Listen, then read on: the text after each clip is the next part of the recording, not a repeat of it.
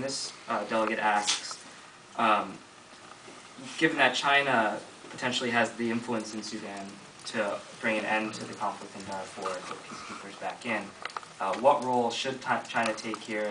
What responsible role should China take? And what can the U.S. do, and should it be doing more to ensure that that happens? Well, I had hoped that what China would do would be to tell Bashir, the president of Sudan, that China would withdraw its support from Sudan if Bashir did not permit UN peacekeeping forces in. China wasn't really prepared to do that because of its own interests, including its own oil interests. But actually, China is not the only problem in Sudan. Bashir, who I had the distasteful opportunity to meet once, he's really, really quite awful. And maybe the most awful person I met,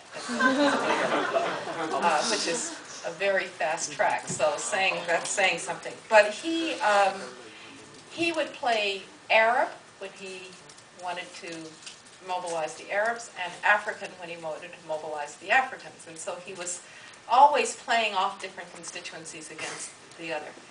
I think China became more responsible toward the end.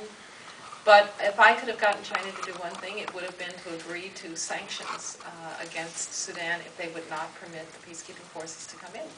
Now, Sudan is I think one of my greatest regrets. We just couldn't get the international community to do anything really tough on Sudan.